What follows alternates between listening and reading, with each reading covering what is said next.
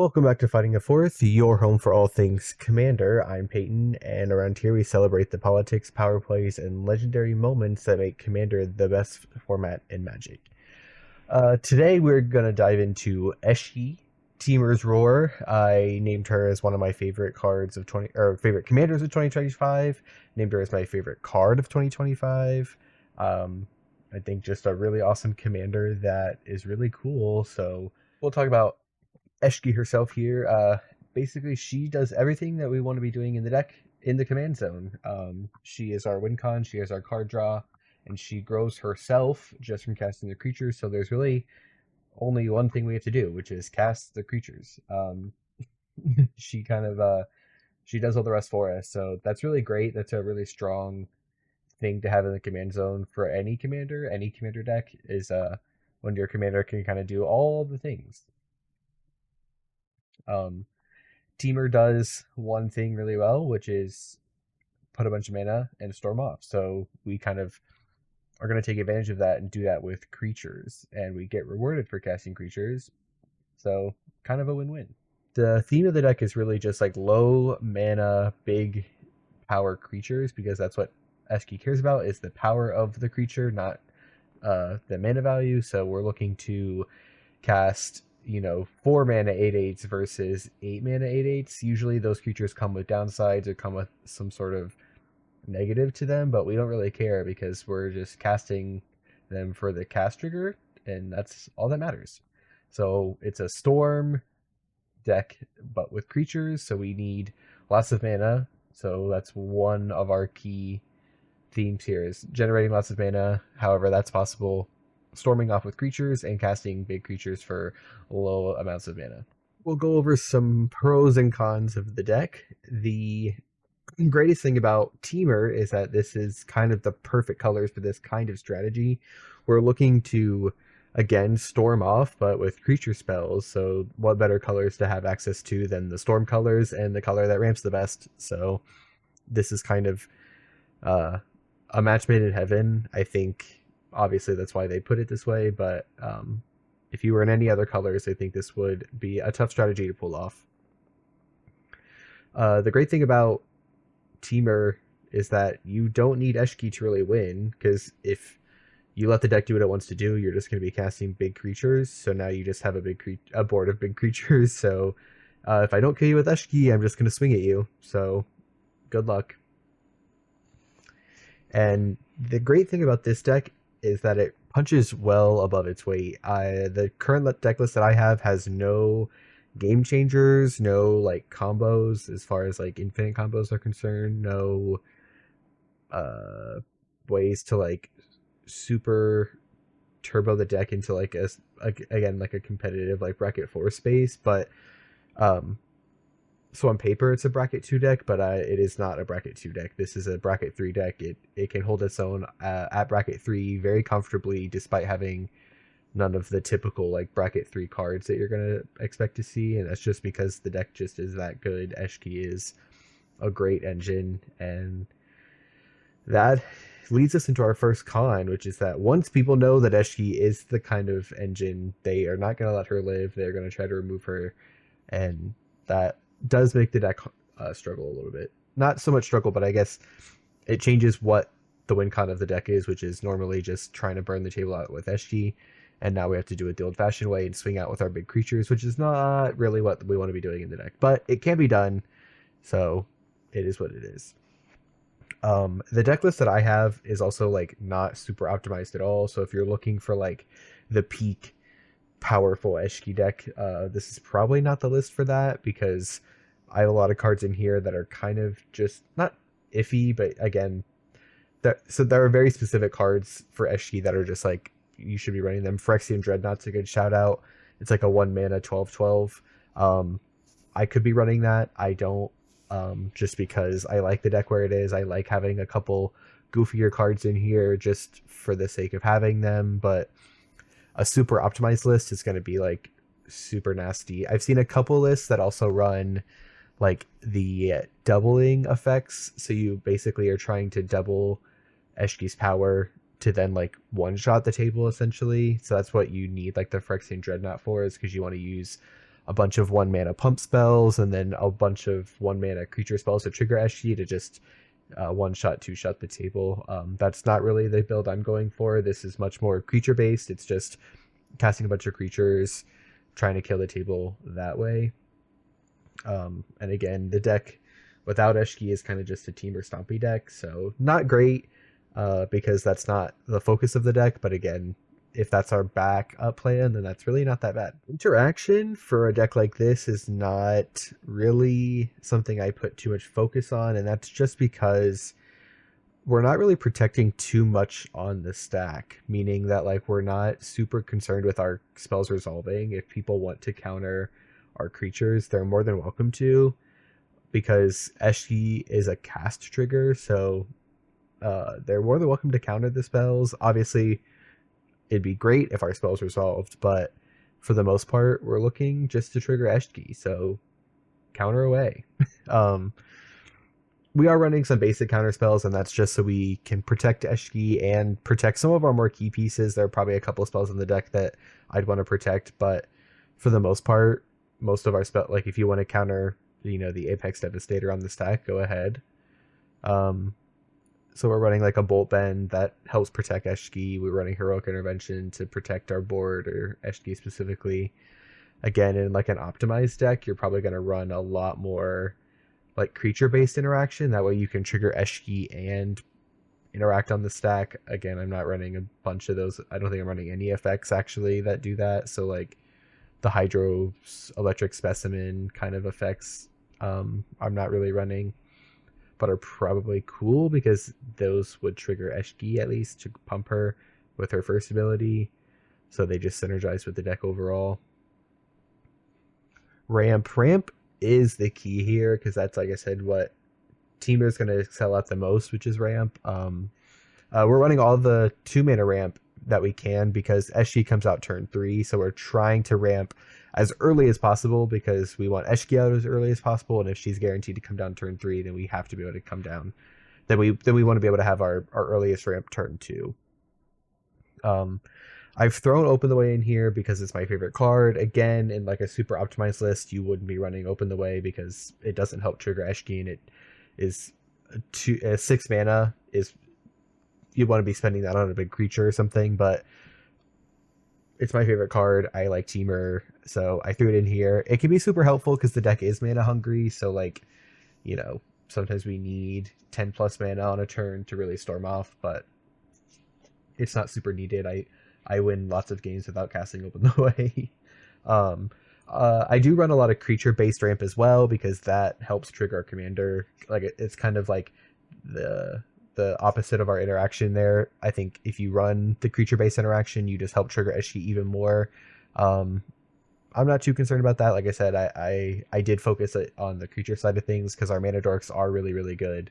The green has a lot of really, really cool mana dorks, and one of them is Gwenna. That's like a huge shout out. It's a card I, for some reason, hadn't heard of or seen before playing Eshki, or like when I went to go build Eshki. Discovered her. She's really able to help, like I said, in like creature storm decks, which is not something I guess I really ever paid attention to before. But in creature storm decks, Gwen is just perfect because she taps for 2 mana, but then untaps if you cast a creature power 5 or greater. Also grows herself, but we're not too concerned with the counterpart. So like, it's really cool. And with enough reduction, like if we have like a Temur Battle Crier out to reduce our spells, sometimes just Gwen is enough to start storming off, and she casts mana in any 2 combination of colors, so we can even cast our multicolored creatures, which is super nice. I will shout out Badger Mole Cub as a new addition. This just buffs all of our mana dorks, which is super strong. I don't have to tell people that Badger Mole Cub's good, but in a deck with a lot of mana dorks, this is just like a win more card at this point, so shout out to that. Speaking of Temur Battle Crier, we're gonna go into like a specific section here called Reduction. Kind of our ramp part 2, because Reduction and ramp are one and the same, 2 sides of the same coin sometimes. Sometimes it's better than ramp though, because ramp is like, oh, turn 3, now we have 4 mana instead of 3 mana. But reduction, if we can reduce every spell that we cast, right, with like something like Temur Battle Crier, that represents way more than ramp ever could, because now we're reducing our spells by 4 each turn, not just 1 additional mana than we should have.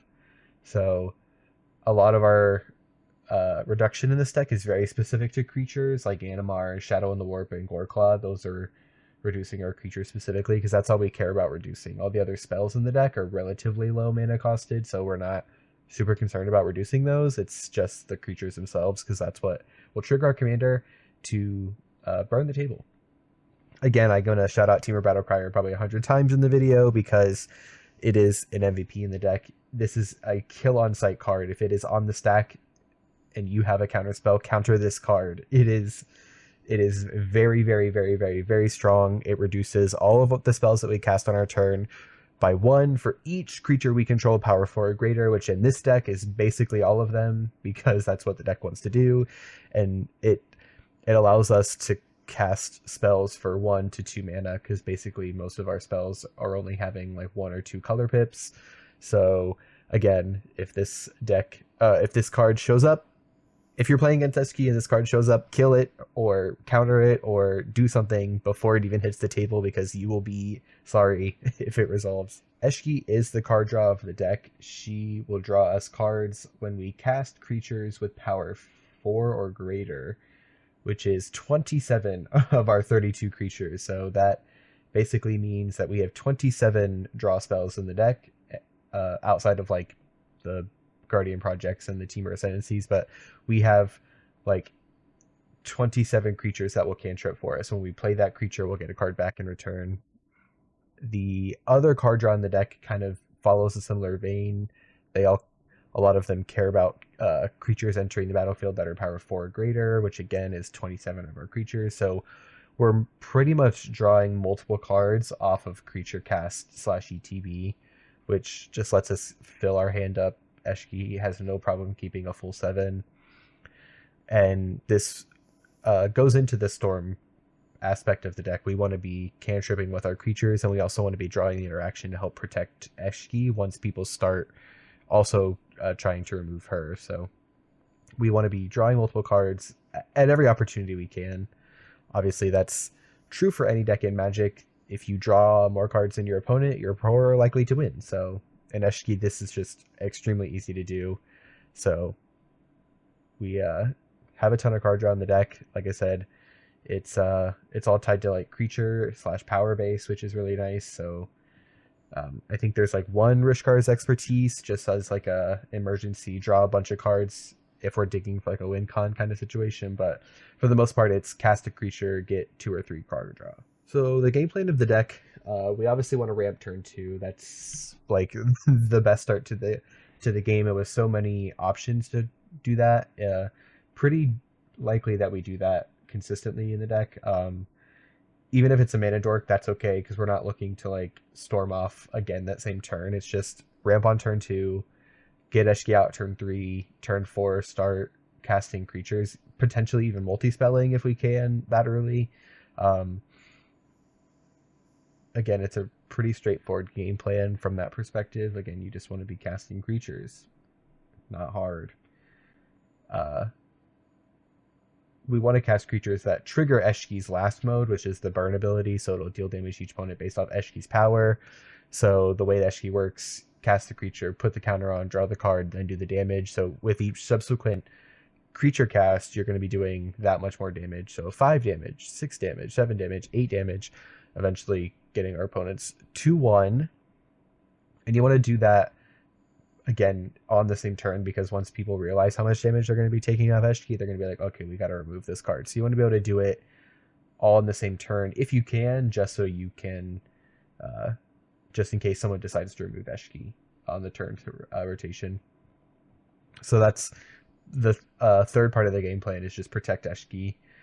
She is the primary win con. Obviously, we have the backup win con of swinging with our big stompy creatures, but we really want to be storming off with Eshki there. So if you have to recast her, and the great thing about Eshki is she doesn't need haste to do the thing. So if she is removed and the next turn you go with it, just recast her, do it all over again. So that's why the mana is key. That's why we want to ramp so hard, is because we want to be able to recast Eshki if we need to, but also still storm off that same turn so we can still retrigger Eshki, start burning our opponents again. Some key cards that we'll shout out. Any of our haste enablers. With so many mana dorks, that's kind of our mana dorks are the ones really exploding our mana way past just normal land ramp. So the Fanatic of Ronus, Badgermole Cub is the one pumping up all the other mana dorks as well. So if we can give those guys haste, that's really key. Again, being able to tap Savala the turn she comes down is just really key. Imagine, say you have a Galta in play for 12, right? You can tap Savala for 12 mana the turn she comes down. That's just probably GG in an Eshki deck, if I'm being honest. Soulfoam is another key card. It's the only damage doubler in the deck. I know some lists are running like more damage doubling effects. Again, the goal is to like try to one-shot with Eshki, and that's fine, but I specifically ran Soulfoam because he's a creature, so he'll trigger at least the first two modes of Eshki, so we'll cantrip and grow Eshki off of him, but he doesn't do damage himself, which is fine, but I like Soulfoam. It does only double non-combat damage, so if you're looking to like, ooh, like I can double all damage, wow, let me go swing out now with my big board and do double damage there too, that it won't work, so kind of a bummer, because, it doesn't help both of our win cons, plan A or B. It only helps one of our win cons, plan A. It does not help plan B, so I don't know, I like it. He's able to make himself indestructible, which is really nice. I don't know, cool card that I think has some purpose in the deck. And then obviously our key cards, to round out our key cards, is the power 6 or greater creatures. These are the creatures that will trigger Eshki's burn ability and is the one that's going to win us the game. So 17 of our 32 creatures are power 6 or greater. So that's 17 opportunities to nuke the table. You don't need all of them to win. Surprise. Usually it's only like 3 or 4 before the table's down and out. So a lot of opportunity there. So again, it's not a hard strategy to do. You just play creatures, draw cards, play more creatures. But we'll kind of go over the specific win conditions outside of like Eshki / like the combat thing. I have Dragonhawk Fate's Tempest on here because it is like the MVP of the game a lot of the time. I cast this card and I pretty much get very close to, if not win the game, the turn it comes down.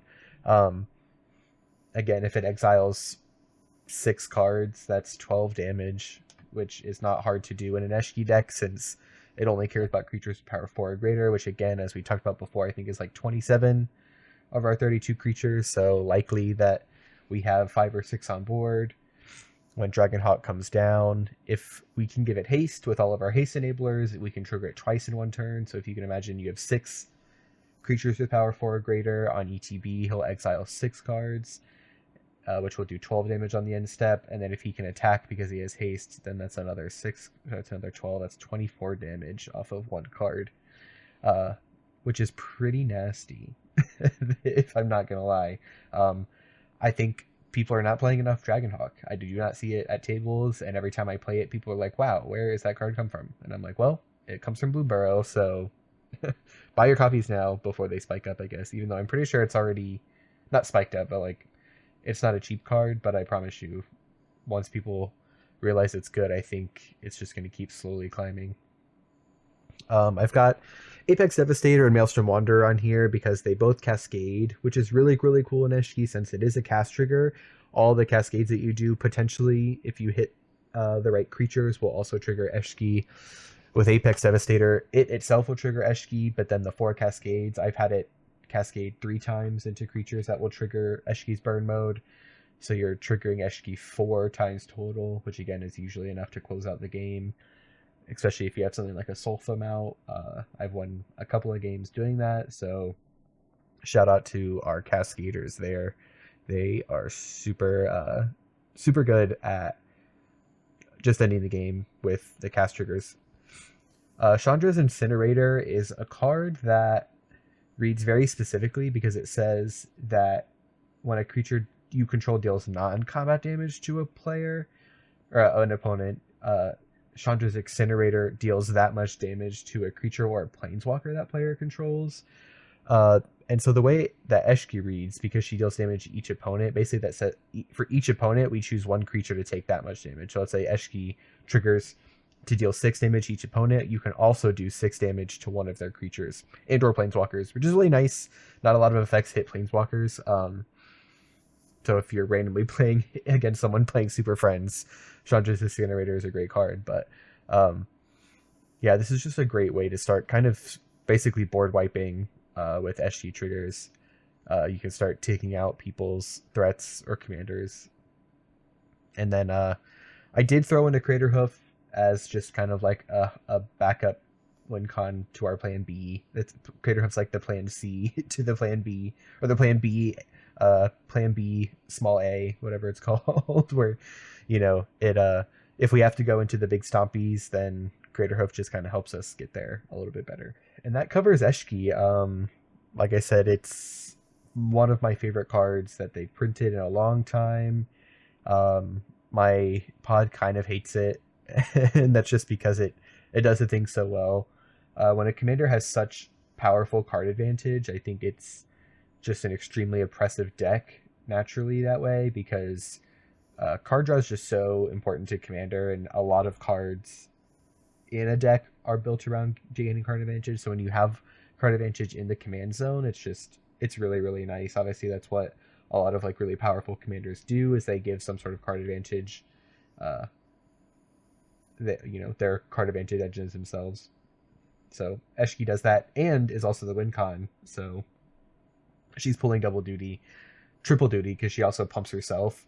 Because I think that's the thing. I think if you took away any part of Eshki's ability, right? So if she pumped herself and drew the card but didn't do the damage, it wouldn't be that bad. Or if she drew the card and did the damage but didn't pump herself, like, wouldn't be that bad. Or if she pumped herself, did the damage but didn't draw the card, like, if you changed any one of those abilities or removed any one of part of those abilities, this card wouldn't be that strong. But all three together is just a lethal combination. It is extremely impressive. Like I said, you will probably not make a ton of friends playing the deck, but sometimes that's just how Magic goes. You're not here to make friends, you're here to win games, and Eshki will win you games. Thanks for joining us on Finding a Fourth. If you enjoyed today's deck tech, you can drop a comment and let me know what you think of Eshki. If you've had the opportunity to play against her or have an Eshki list yourself, let me know how you built her. I assume there's lots of different ways to build her and lots of different cards that will kind of surprise people as what works in Eshki. So I'd love to hear like what your take on the commander is, and whether you've got a full pod or you're still searching for that last player, you can always come hang out with us. Until next time.